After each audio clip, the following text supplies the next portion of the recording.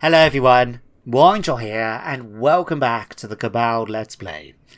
Now, since the last episode, we've now had the new DLC, The Hunter and the Beast, being released, as well as updates to the game itself, especially with the mechanics for the Empire, of which I'm actually looking forward to trying out for myself tomorrow, where I start a new Let's Play series on the channel with Carl Franz, leading the Empire against the forces of darkness. At least, that's the plan, touch wood. So check that out tomorrow as we start the new series. But it did mean, with going back, of course, to this series, that with the new updates and the new DLC, I had to wait for the mods to update themselves, and some of them were still incompatible and what have you. So we've had to restart the campaign from the beginning and work my way back to the point we left things off last time. So be prepared for a few changes in what's happened in the campaigns thus far, as well as a few things like army composition and so on and so forth. Now, speaking of changes, you may notice that the big one being, where is my third army?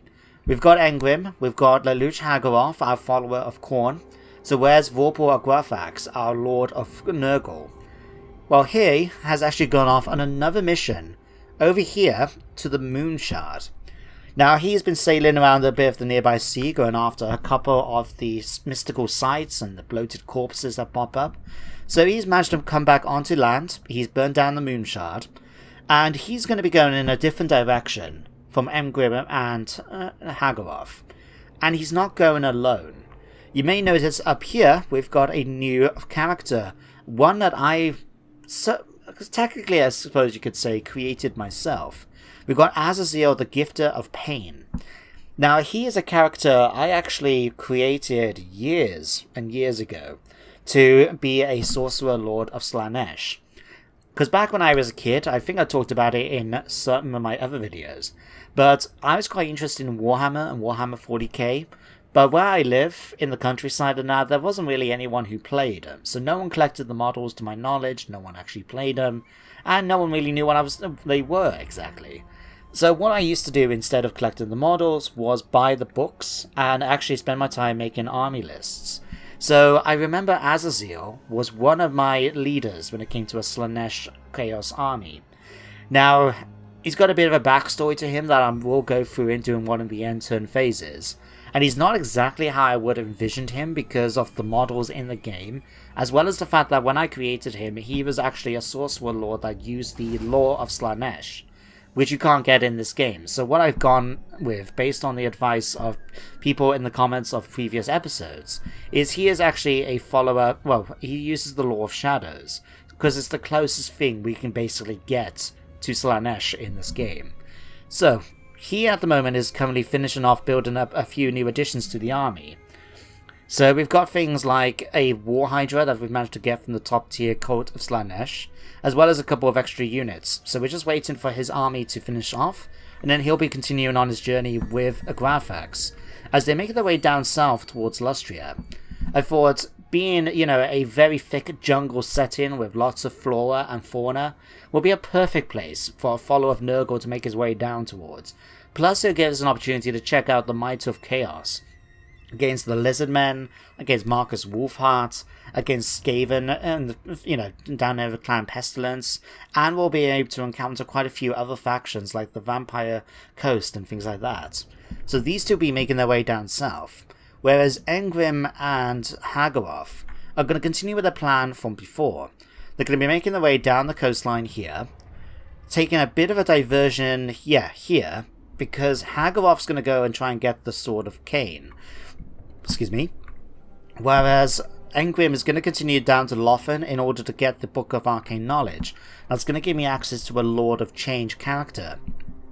When is he going to feature in the campaign? I don't know yet. But once they've dealt with that, they will be making their way up past the Vortex towards the Gale Vale here, and burn that down. While the other two continue into Lustria, they'll go after Hexotl, maybe Itza, or the Awakening on the Vampire Coast. I haven't decided yet. We'll wait and see what happens. But enough of me talking about what we need to catch up on. Let's get started with today's episode. So Haggoroth isn't actually going to be moving too far for this first bit, because he still needs to be upgrading his cult up to the final tier. So it's going to take at least 2 turns, and I want to see what actual ones we get here. Knights of Khorne. Okay, hang on, game. Thank you. Knights of Khorne. A Caribdis. So this is one of the Dark Elf monsters you can get. That's going to be quite cool to have. Wrathmongers. What's this? The armored knights, hordes of soldiers, mighty beasts, or engines of war. None can stand before the Wrathmongers in combat. It is unsurprising then, that as the Ever-Chosen leads his last, greatest army to war, the Wrathmongers charge at the very fore of the horde. They sound cool. I want some. Berserker Axe Infantry. We're definitely going to get a hand on those. And then what we got here? Chariots of Khorne. Okay. So, we definitely want to sort that out. So we'll be moving him down in a minute. What we'll do then with Egrimm, we'll have Egrimm come over here and burn the Salvation Isles down. And then we'll try and move Haggoroth around to a position that he can still encamp afterwards. So let's quickly do this. Burn it down, 12 losses. Picked up the Orpal Amulet. Okay, quite happy with that. So, Egrimm can stay here. Whereas Haggoroth now, how far can we move you? Now we can move quite a bit because we managed to activate the right. That gives us the 20% campaign movement range. So let's have a look. Could go all the way here, 36. Could we even cross over to the other side? Not quite. Okay. Let's put you on this little isle here. And then he can rest up for a turn, get the upgrades that we need to get. And I'm looking forward to making his army even beefier. Now I have stuck with the viewer who submitted Haggoroth as a character per Kala's request to try and get quite a few fast moving elements to the fights. So we've got loads of Blood Raiders to scout more, we've got Chaos Knights, and I will probably swap out, maybe get another, some Knights of Khorne, as well as that big beastie. And I definitely want to try and get some Wrathmongers, just going from that description. So we'll put Haggoroth here though for the meantime. Let's put Ruinous Host up to there. Now something I would like to try and get as well, and I've managed to get them for a couple of the hordes already, is the Mound of Blades. Just so we can get that extra boost to our recruitment rank, as well as be able to get a bit of cheaper upkeep. So that will really help out our income a bit. So we can actually afford that. Give it a turn, and he'll actually go up to level 2, which is what we need for this. And then he'll have to rest up for a few turns as we get that Carbidis, as well as the other characters I want to get. But I think that will work out quite nicely. Excellent. So Haggoroth has moved. Horstmann's moved. Azazel, the Gifter of Pain, is still where he is for another 2 turns. So, Graphax, let's move you up towards the ancient city of Quintex. We'll move you all the way up, because I do want to try and take advantage. I didn't realize, actually, you had 22 population surplus. Might want to try and get a couple of... Damn it, you moved too far. Hang on. No, I know what happened. I know what happened. Don't forget that we had this issue with Tomb Kings, where sometimes the game doesn't take into account the extra movement bonuses when they're temporary, in order to factor in when you want to change stances. So even though we've moved 25% according to this, or 28, I've still got 28% left, we can't go into encamp because we might have moved too far. So we'll have to just leave them as they are for now. So you can stay there. Now what do we have left to do? Egrimm. Right. What am I going to put my points in? I'm thinking... Blessed by Chaos and maybe... Hearts of Iron. Yeah, reducing that loss vigor reduction is going to be quite useful. So we'll go for that. Now you might be wondering why I've only got 1 point. It's because after starting the campaign, I gave it a bit of thought and realized that the mod I was using, Zebedee's 2-point rank for Lords and Heroes, really did make the characters a bit overpowered. I mean, it worked for the AI as well, don't get me wrong. But it just felt a bit... I didn't have to think much, because I knew I had the points to get everything that I wanted. And I wanted to think a little bit more. So I got the one which I've included in the mod description, collection I mean. Basically it makes it so you get a couple of bonus points for the first few ranks. And then when you get to level 10, or I believe it's level 5 for heroes, you go back to 1 point. So you get a few extra points, but nothing too overpowering. And it does make you have to think and then where you're going to want to put them eventually. So, that's what that is, just to explain. Otherwise, I think that's everyone that's moved. Let's hit this. And it gives me a bit of an opportunity to share with you guys Azazil's backstory. Now, there isn't really much to him, I will be honest. He is a character I came up with quite a while ago. But he is a bit different from the other submitted characters in terms of his canon, because when you think with Agravax and Hagaroth, both of those were sons of the Empire. They were both... Morathi, I was talking here. Do you mind? Well, you want a peace treaty? I'm going to say no. Bam. But both of those characters, anyway, they were sons of the Empire. Azazel is different because he is actually a dark elf. Now, it's a bit hard for you to tell because the way I pictured him when I created him in the army list is that he does wear lots of robes and so on. But he is a dark elf sorcerer. Now, what's quite interesting about that backstory is that, for those of you that know your Warhammer lore, there's a prophecy, if I remember correctly, that has made it so that Malekith is supposed to die by the hands of a male user of magic in his domain. So in order to prevent that, what he's done is forbid male dark elves, male elves from practicing magic. They often are executed, banished, or something like that. So it's very rare that you actually see a male magic user in the Nagarons. So he was someone that was banished and managed to escape, I should say, to the Chaos Race, where he managed to join up, and he eventually, joined a Norscan horde. He became a follower of Slanesh, managed to work on his magic, and as a result became powerful enough to lead his own horde.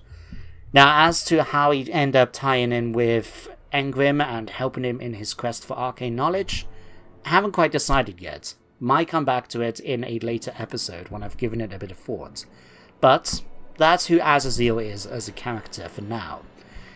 Might be a bit more to him as I create it. Might actually include it in the comment section like Drake has been doing with Agravax.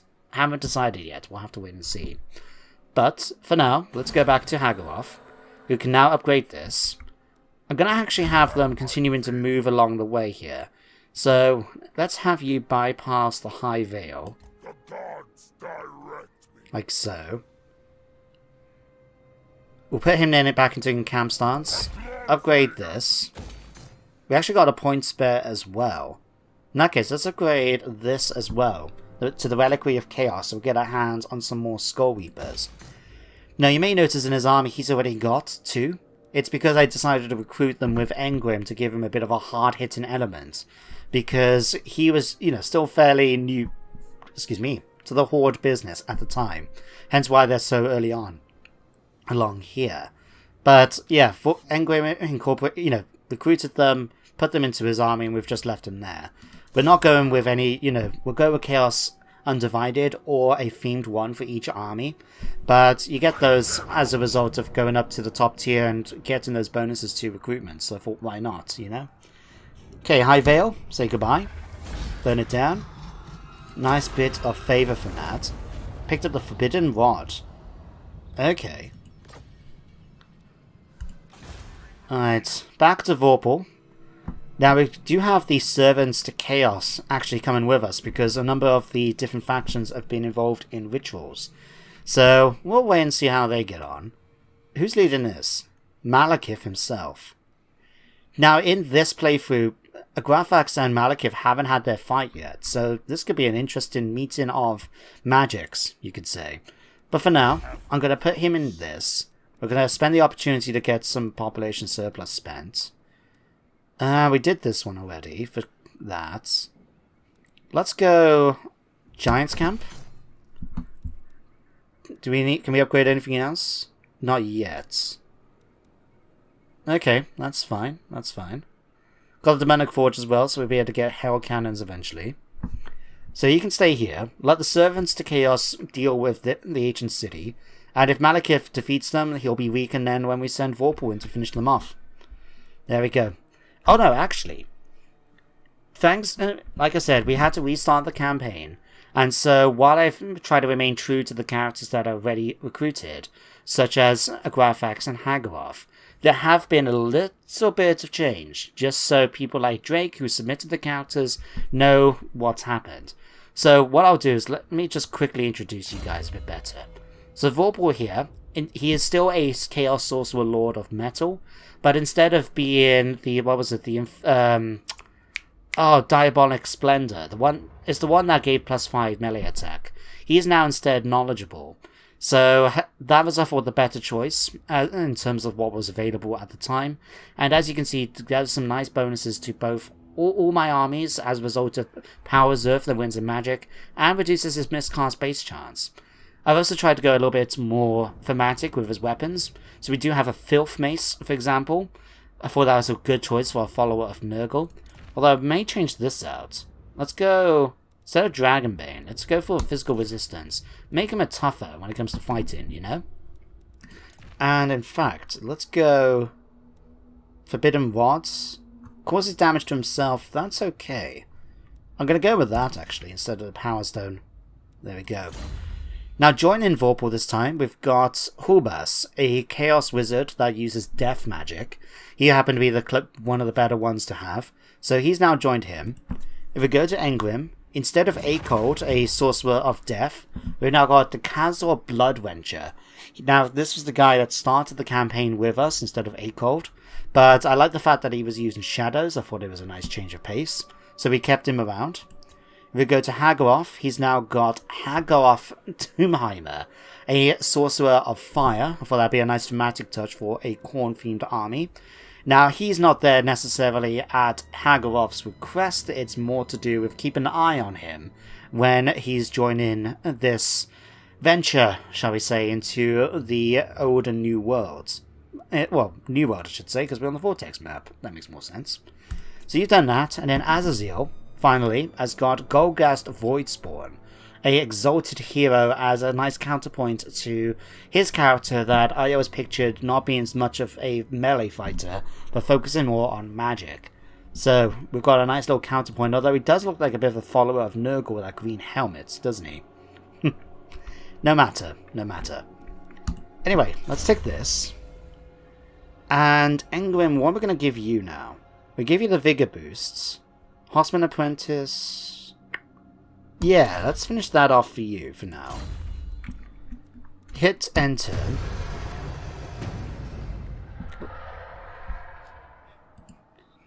And there we go. Now, another slight change that has happened, as you might have noticed with Vorpal, is that I've included a mod for this playthrough that I thought really did boost some of the Lord traits. Not just for the Legendary Lords, but also for characters that we get into the game, because as a mod, it's again added to the mod collection near the bottom. But I thought it was a really good collection of upgraded traits that try and balances things a bit more.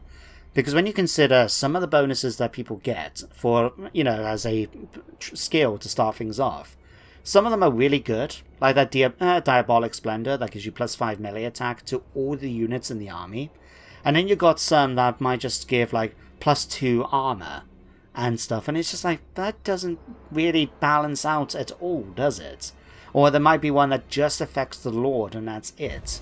So I feel it's a really good balance between the characters and does give them a little bit more uniqueness to them, as well as a few extra bonuses. So I'm looking forward to see what they're like in combat. Likewise, now that Azazel has actually finished his army, we can start moving him. And I do look forward to seeing what his armies look like on the battlefield. Because in order to get to this point in the campaign quickly, because we're now, 87 turns in, so we're about 85 when we started the episode, I did need to do a lot of auto-resolving. So things like Azazel's army with these Chosen Sisters and the War Hydra now, these Temptresses, Slanesh's Wings, I have no idea what they look like. I haven't seen them on the battlefield yet, so looking forward to seeing what they do have. Although actually, just to share with talking about Slanesh as well, Azazel I've managed to give the Pendant of Slanesh we picked up. So just a nice little bonus for him as well, given the fact that he is a follower of the God of Pleasure himself. Now, why is there a little... We'll begin infighting and suffer losses due to attrition. Which army is going to take attrition? Unit is going to take attrition from this. Let's have a look. Jesus Christ, the Hell Riders. Okay, I'm going to actually get rid of you then. Let's have a look at getting someone else, maybe. Now, we just want someone that can be doing one turn, so we can go for a Blade of Slaanesh. That could work. What other ones, though, have I not seen yet? Priestesses of Slaanesh, haven't seen what these guys are like yet. Or ladies, I should say. Could get some more knights. What are you? Soul Hunters. Missile Cavalry? Okay. Let's give these guys a go. And see what they're like. So you can do that. Vorpal, let's get you involved in attacking the ancient city of Quintex. Right. We could actually auto-resolve this with a good chance, but I would like to try and see some of my units in battle. So I'll tell you what, let's grab 2 lots of towers. Let him wait up a turn so we can actually send Azazel to help him. And then we might have a big battle then, probably in the next episode, given how the length of time it's going to take to build those siege equipment. So you can do that. Hagoff, let's move you down a bit more again. So again, you can move extremely far, can't you? Let's go 35% this time. Just in case. And what's this? Mysterious Island. Okay. Alright, in camp. So, we want to try and get our hands on some of these cool units, especially that Carbidus. So what do I want to get rid of, is the next question. Could probably get rid... I mean, what's this recruitment? 4 slots. Okay. And we're probably going to be at least 3 turns with that beastie if it's anything like the War Hydra. So, let's have a look. Let's get rid of you. You. Could get rid of the Chosen, I guess. Get rid of the Chaos Knights. I mean, these are level 9. Nah, I'll tell you what. We'll get rid of the... We will get rid of the Chaos Knights. And get rid of one of the unit Blood Raiders. So we can go for the 4 units. And then now... we want... In fact, why are these guys? Oh, hang on. Wrathmongers. We want 2 of these. I want to see about getting one of the Knights. What we got? Knights of Corn. Which one of these do we fancy? In fact, what's that skill here? Berserk. Okay. Sounds good. And you get Vanguard. Oh no, he's got Vanguard because of that. Why? Let's go normal Knights with you. And we'll get one of these. So in 3 turns, we'll have a nice big army ready to go and attack with him then. So you've done that, you've moved. Egrimm, let's have you go after Tor Anrock. Let's burn it to the ground. Might even take a slight detour and then go and explore the mysterious island. See what we can get from there. Okay, skip that. So a nice little bonus there. Gleaming Pendants. Soul of Damnation. Now that is something I would like to have because what... As I said at the beginning of the episode, we do have a bit of a change with the army compositions. So Egrimm here, you may notice, has now got his hands on some Dragon Ogres, as well as a Dragon Ogre Shaggoth. But we don't have any Hell Cannons for any of the armies. So would I like to try and get one instead? You know what? Yeah. I'm actually going to get rid of one of my Warriors of Zeech here. Go onto here. Grab my... No, not that one. My bad. That one. Thank you. There we go. That should work quite nicely. Dex, the Castle of Bloodventure. This is the guy that's accompanying Egrimm. So let's give you... I would like to try and get the Penumbral Pendulum. I really like that spell. Just it looks so cool, you know? A Graphax... What can I give you? I could give you a Manticore to ride instead of the Chaos Steed, but I have been told by Drake that he would rather have the Chaos Dragon because he's got a cool little sort of story for that. So I'm going to wait till we get the Dragon instead of giving him the Manticore, and it shouldn't be... It's only a couple of levels up to go. In that case... Ore of Chaos. Next time we can give you Immortality. Let's give you... Transmutation of Lead. Yeah, there we go. Golgast Voidspawn, this is the guy following Azazel. Let's give you a... No, I'm not going to give you that. You can wander on foot for now. Let's give you Blade Shield. Just make sure that we get his combat ability up a bit more. Okay, Egrimm, let's boost up Blessed by Chaos, so we can give you better infantry. And then hit the end turn again.